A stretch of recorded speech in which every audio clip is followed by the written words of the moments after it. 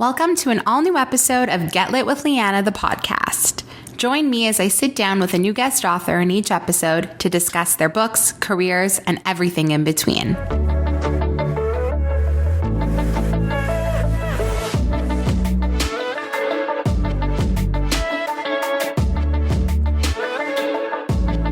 I'm just going to address this right off the bat. No, you're not on Punk'd. This isn't April Fool's. This isn't a prank. This isn't a joke. This isn't a trick. Everything you're thinking, just want to let you know that I've been thinking it for the last 4 months since this interview was confirmed. I truly cannot believe these words are about to fall out of my mouth. But today I'm sitting down with Christina Lauren. And if you don't know who Christina Lauren are, you're probably not listening to the right podcast, because as a self-proclaimed romance book queen, Love Stories 101 start with Christina Lauren. So when I started this podcast a few months ago, the whole idea came to me. I made a bucket list of people I wanted to speak to. And I was like, you know what? If I can hit 3 of these people by the time I hit 50 episodes, I'm golden. Top of that list was Christina Lauren, and we're doing it in under 15. I am thrilled to welcome the matriarchs of romance, Christina and Lauren, to this podcast. They are beloved by so many, and they've written so many incredible books that I felt extreme pressure to ask the right questions, knowing that you're all probably like dying over this interview and being like, how did you not tell me? I know. I held a big secret for quite some time.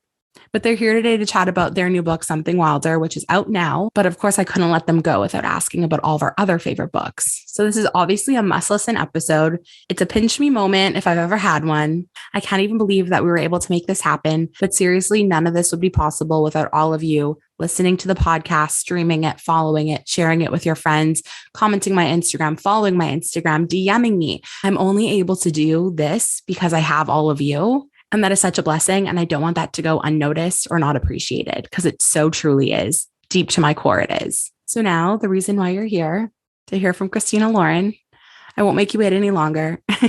Our conversation starts right now. So welcome, Christina and Lauren, to the podcast. I cannot believe you're both here. It was a bit of a mission getting this down to happen, because I reached out to your publicist like months ago being like, what are the odds they'll want to come and talk to me? And she was like, they love doing podcasts. Like maybe, like, let me see. And then we had an earlier date. It had to get rescheduled. So this is just like stars are aligning. We're able to do this. I'm so happy you're both here. But how are you? Where are you right now? I didn't realize that we would be in 3 different screens tonight. So that's fun. Hi, thank you for having us. This is so cool. And thank you for your patience with the scheduling. Of course. This is Lauren. I am in Southern California. And I'm Christina, and I'm just outside Salt Lake City. So crazy. So I have to tell you girls about like the first time I heard about you. I think the first book I read by you both was, I want to say Josh and Hazel, but I'm not certain. Okay. And I had read a bunch of your books, but it was only in the last like 2 years, I want to say, that I learned that you're 2 people.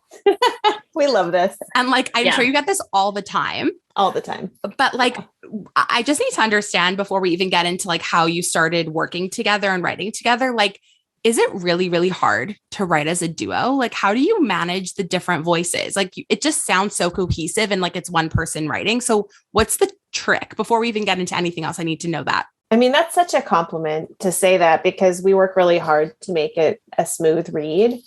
But, you know, anybody who's writing a book has to learn how to write a book, right? Writing a book is different from scientific writing or journalism or, you know, writing fan fiction. And so every type of writing is different. And we learned that as a co-authoring duo. So when people say, oh, it must be really hard, it's like, well, it's the only thing we've known for writing books. So It's not hard for us. We learned how to do it together. And yeah, I mean, we draft fast, and then we spend a lot of time in edits. And it's one of the reasons we chose the name Christina Lauren versus like Christina Hobbs and Lauren Billings, is because it has always been our priority that our books read like they're written by one person. Oh my God. Right. Okay.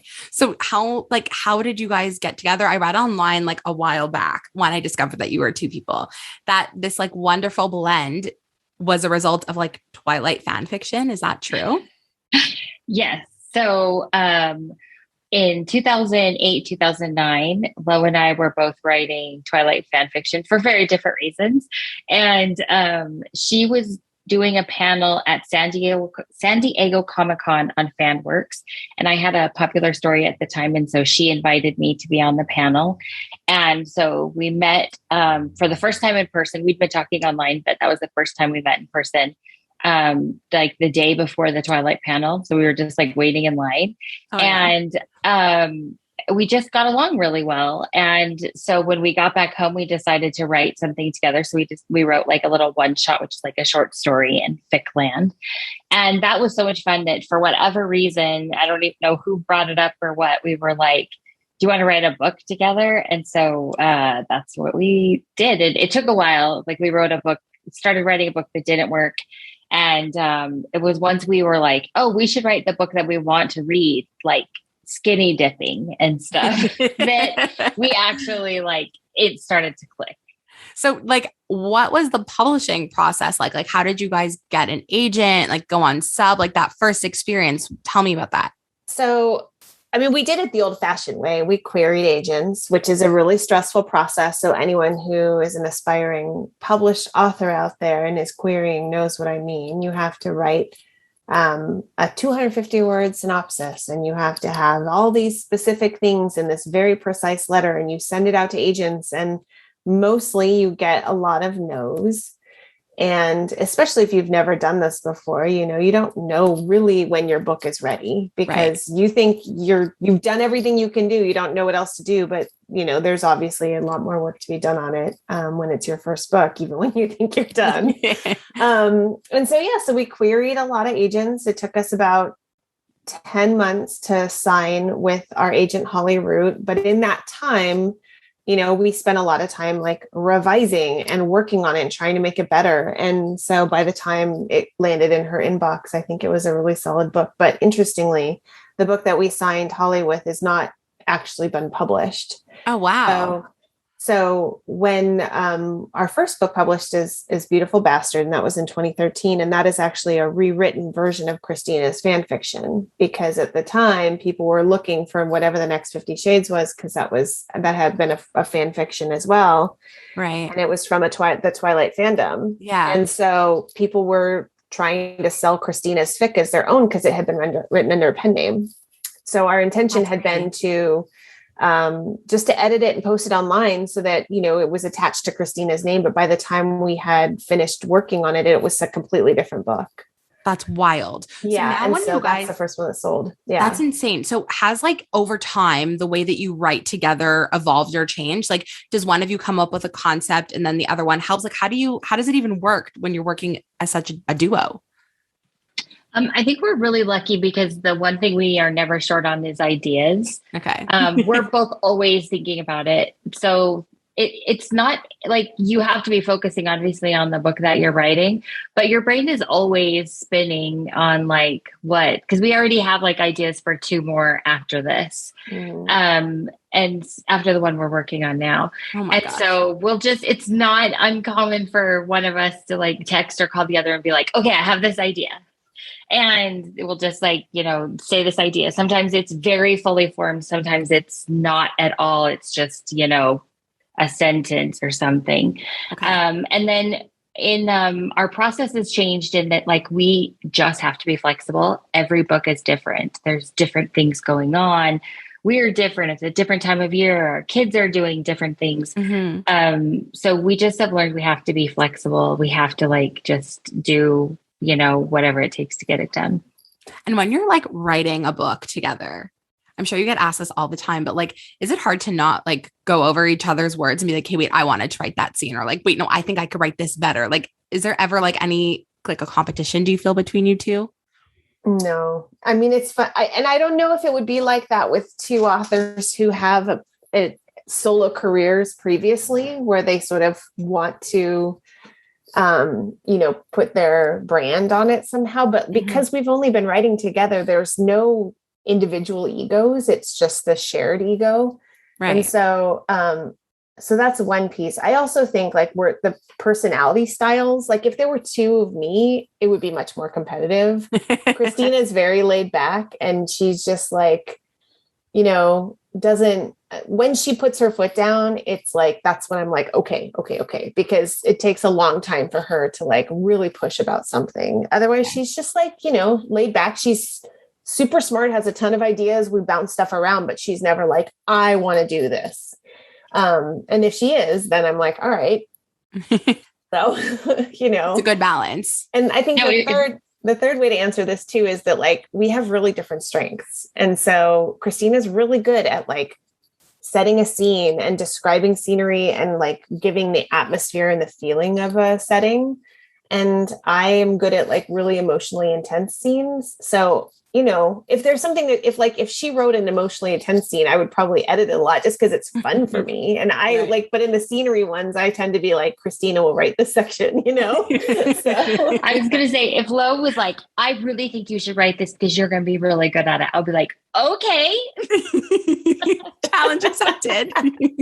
That's amazing. So I obviously really want to get into Something Wilder because that's your new book. But before we get into that, I would get like hanged if I didn't ask you about some of the like top favorite books, especially on Bookstagram, considering that's my world and that's where I'm from. So off the bat, Love in Other Words I feel like this book has just like changed the way romance books are digested in general. Like it's just the epitome romance, I feel, and everyone loves it.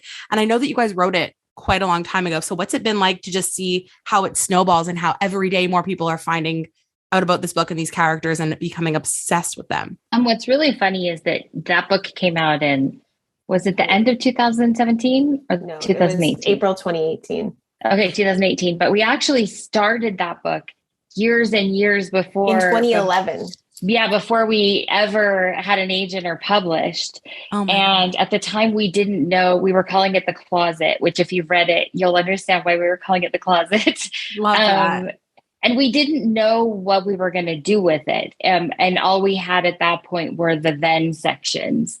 Okay. And so for people who don't know that area, like a lot of that is based on where Lo used to spend her summers growing up. Oh, I didn't know that either.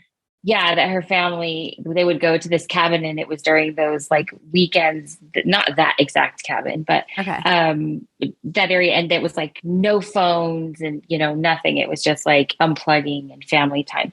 So we had that section, and it was just going to be a YA book. And then it wasn't until years later that it was like, oh, this should be like a then and a now. And then it just took on a totally different life. Because the dual timeline and the second chance romance of it all, I feel like honestly sets a precedent for so many books right now. Like it's just everywhere. Every single day I open my Instagram and somebody's found the book and obsessing over it. And obviously like Elliot is like become the biggest like book boyfriend ever. So what was it like to write him? And like not even just him, but men in general. Like I just find that the way you write your male characters is just like unmatched. So like where do you get the inspo for them? We've been writing longer than this person that I'm going to quote, but I think she said something really great when we were talking to her once. So it's Rachel Lynn Solomon, and she wrote this book called The X Talk. Yes. And she described something that I think Christina and I have been trying to do and doing. But she described this sort of intent that she has, which is like romance is aspirational. And so the point is to write the world that you want to live in, and to write the world the way we hope it will be. So not only are we responsible for reflecting like the diversity in our actual communities and making sure that we capture those sorts of things and we write love stories for everybody, but there are some things where we don't need to write them the way that they are super realistically, right? We want to write heroes the way that heroes and that men, specifically men, should be in society. So I think when we talk about writing somebody like Elliot, he is a goal for a hero in that way, in that he is incredibly loyal. He sees Macy for who she is. He is just incredibly tender toward her. And like, she is his whole world. Right. And in a way, Elliot never really gave up on her. And I think that is something that romance readers, especially like readers like us who, we just want to believe that once a hero is in love, he's in love forever. Yeah. We really gravitate to that kind of hero. So I think the thing is, Elliot does a really, I mean, we wrote it, but he's a very emotionally vulnerable character, and he's very honest with her about how he feels. And I think there's something really wonderful about it because he does it with strength. Like, he's not a doormat, and he's not kind of like spineless. He's just like, I love you. Like, you are my person. And he's confident in that. Yeah. So he's the best. Thanks. I thought you were going to say a different piece of Rachel advice, which is that she says, if I have a character that I think is going to do this or going to be this, I think. Yeah. She flips it around. Yeah. I mean, that's part of the same advice, which is like, if it's always men in this profession, she's going to make that profession a woman. If it's, you always assume this is going to be, a woman character, she's going to make it a man. So she tries to flip things on its head. And I think Yeah, I love her a lot. She actually was just on this podcast and we had a really interesting conversation and she kind of touched upon some of that. So it's nice that you've also re-mentioned her because I really adore her. But another one of your is like one of our favorites. I love that book. Yeah, same. I really loved it. Another book of mine that I love and that everybody talks about is The Unhoneymooners, just because it's like the most epic enemies to lovers book of all time. And now it's being made into a movie. And I don't know how much you're allowed to say, but I'm obsessed with romance books and romance movies. My actual job is in like film and TV. So whenever there's an adaptation, I'm like all here for it. So is there anything you can say more about the book turning into a movie? Like, what phase of production are we in? Do we know anything about it? Are you involved? Like, is there any fun things we could talk about? So we just talked to them like 2 weeks ago. Okay. And so there's a script. The script we did not write, and it is absolutely hilarious. It is belly laugh hilarious. I dare say funnier than the book. No way. There's like a million reasons why a movie doesn't happen and like one reason why it does, but we just like hit this huge hurdle or just like went over this huge hurdle. Incredible that you guys have like made it over that hump. So congratulations. Yay. Yeah. It's definitely moving forward. And fingers crossed, we're going to have like big news soon. Amazing. That's so exciting. I'm so happy for you both. I can't wait to see. Fingers crossed we get it, but just a dream. I can't wait. But now we will move on to something wilder because that's why we're all here. And before we start, I always like to ask authors that come on the show if they can just give me like their very brief elevator pitch of the book. Sure. I mean, it's funny because this is early on in our sort of touring of something wilder. So we haven't totally nailed it yet. It's a little exercise. Yeah. I'm also laughing that like we tend to volley back and forth questions and this one landed right and low. I know. Well, you never take this one anyway. Whenever it's like summarize the book, you're like, look at the time. So Something Wilder it's an adventure rom-com. And if you grew up loving Romancing the Stone, Indiana Jones, The Goonies, National Treasure, and if you've recently seen The Lost City, you'll know these are really fun caper style movies. And that's sort of the feeling we wanted to capture with Something Wilder. So Something Wilder is a story about Lily Wilder, which is a nod to Romancing the Stone, Joan Wilder. Oh, I didn't pick up on that. Yes. That's awesome. She is a kind of down and out canyoneering guide in southern Utah. She was raised by a man who is a real famous treasure hunter in the area. And Lily sort of resents having to continue this line of work to make ends meet. All she really wants is her family's land back, which is like a horse ranch. And she takes tourists out into the desert to try and find like fake treasure. So the hero of the story is this guy, Leo Grady. He is a sort of nerdy analyst in Manhattan. He doesn't have a real full life outside of work and taking care of his little sister. And he and a group of guy friends go on a trip every year just to get away. And this year they go on a trip to go on a fake treasure hunt with Lily Wilder, who just happens to be the former love of his life. And they were sort of terribly separated 10 years ago, and neither of them really understands what happened. So it is a second chance romance, but also kind of a cast of dudes that we sort of wanted to like pay homage to The Hangover a little bit, and like just, this group of guy friends. So they set out on this trip and everything sort of goes horribly but hilariously wrong, and they have to figure out if they're going to go after the gold. No, this book, it was heavy on the the rom-com.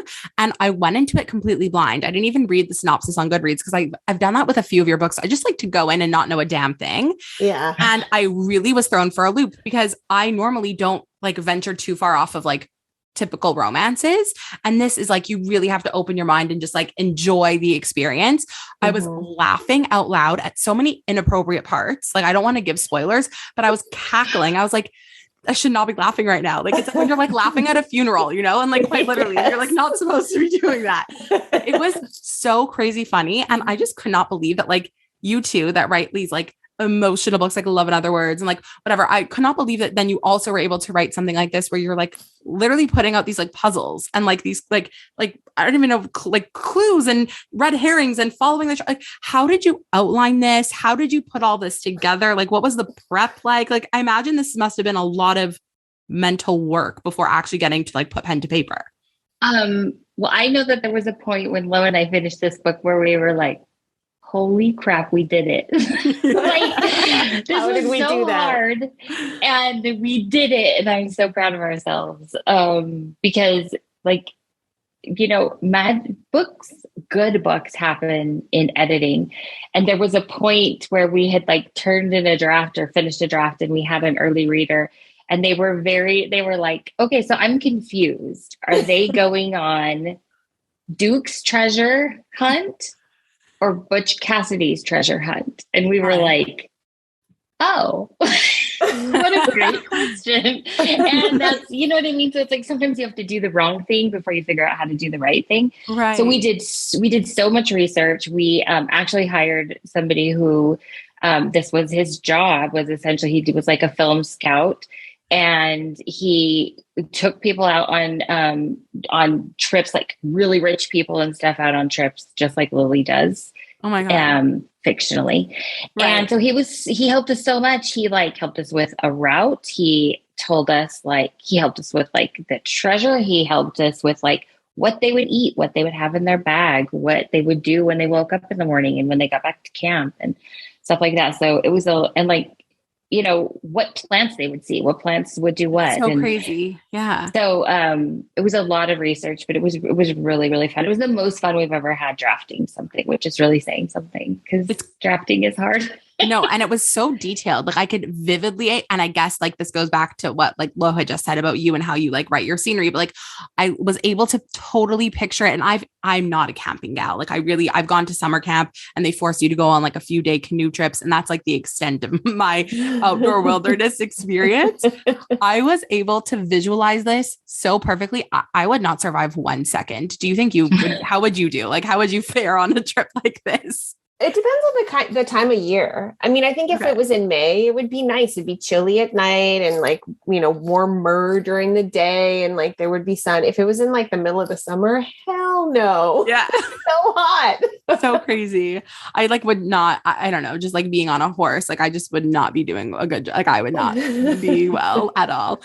But then on top of the whole adventure aspect of it, there's an incredible romance, which obviously we were expecting when we read a book by you both. But tell me about like the inspo behind Leo and like the whole second chance of it all. Like when you wrote this book, were you more thinking about like the plot in terms of the actual treasure hunt, or were you thinking more about the romance? And then you're like, where could we set this? Like, how did the romance part fall into the story? So the romance usually comes first for us. In this case, it came after the sort of the premise, right, of these like two people who had been apart for a number of years, like doing this very specific, you know, adventure together. And in the early version of the book, I should say, when we first started it, Lily was the city girl and Leo was the cowboy. And just like in the book now, where Leo has sort of sacrificed a lot of his 20s to like raise his little sister. And we had that Lily had done that. And we got to a point in early 2021 when we first started drafting this, where we just couldn't do that version. We were both home lockdown in California again. I had 2 kids in virtual school. Christina's daughter was doing virtual school. Like, we just didn't want to write a story about a woman putting her life on hold to take care of somebody. Mm-hmm. And as soon as we gender swapped it, and this was very early. I mean, I don't even know if we'd gotten into the second chapter. We could not finish that first chapter. No, we could not finish the first. Yeah. Wow.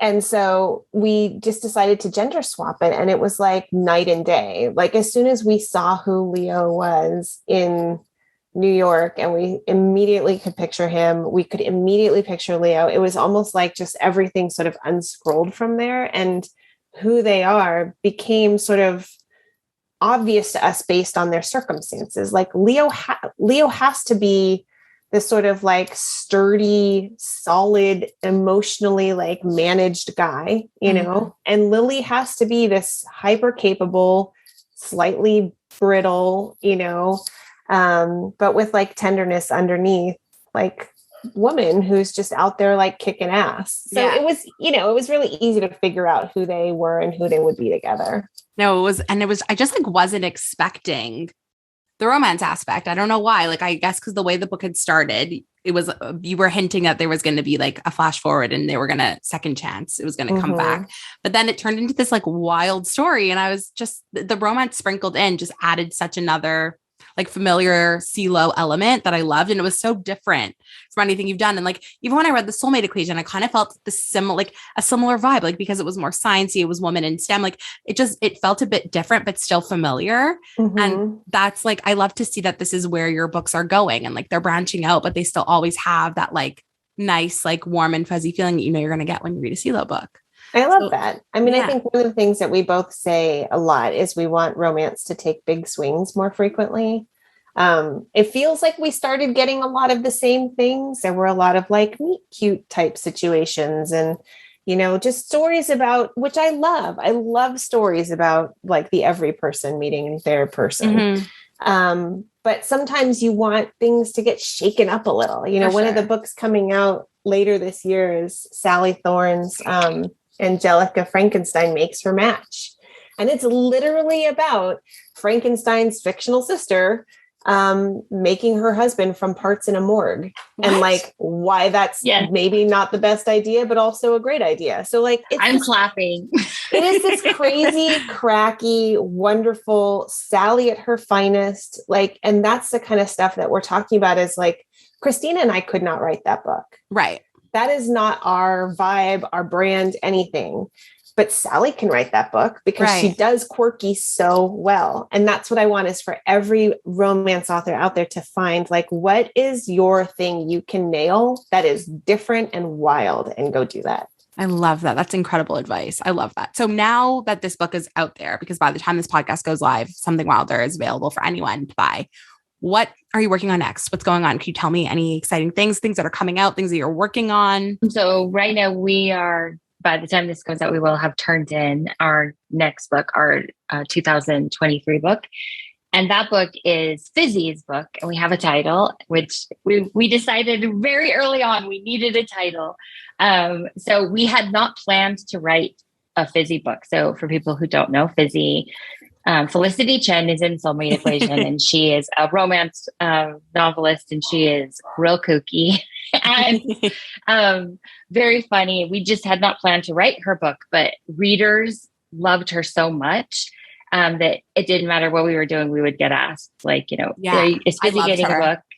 Yeah. So we're writing her book right now, and she's just like so delightful. She just is like so funny and says what people are thinking. And the way that she finds her happily ever after is different than anything we've ever done before. Okay. Yeah. So, and I think like one thing is I really just want authors to be able to write the books they want to write. If you want to write something that's different, I want you to be able to write something different. And Fizzy is kind of a return to some of like our older CeeLo books. It's very just romance heavy. Okay. And sexy because she's Fizzy. She's a romance novelist, so, but it's also very funny because Fizzy is just very funny. And Connor, is her hero. And he's like big and tall and wonderful. I'm so excited. So that comes out 2023. Yeah. Exciting. Oh my gosh. Yep. And now that you've turned that in, like, are you thinking about the next? I know you said you have 2 books in mind, but are you like starting to work on that one yet? Or you're taking a little breather? So our plan is to write 2 more books this year. Neither of them have been announced. So we can't really say much more than that, but yeah, our plan is to it's been a while since we've written 3 books in a year. So it's a big bite we're taking, but I think we can do it. We want to write 2 more this year. So. It's incredible. No, like the appetite is fully there. Everyone's obsessed with you and like dying for more. I remember the day that this book got announced and the cover reveal went out. Everyone was like losing their minds conniption. Aww. And then when the arcs came out and people started getting to read early copies, like everyone's been going crazy because they've just been like so hungry for your guys' book. So I'm so happy that we have so much to look forward to. And like, this is 2023 and onwards. Like, it's just going to be like the years of CeeLo. Like, let it keep going. I love it. From your lips. Yes. Yeah, exactly. Okay. Well, thank you so much, both of you, for taking the time. This was such a freaking dream. Like, I can't believe I got to pick both of your brains. If I had all the time in the world, we'd be doing this for another 6 hours. So I could like dive deep into every book. But thank you so much again. This was so much fun. A real treat. Thank you. It was great to be here. Thank you.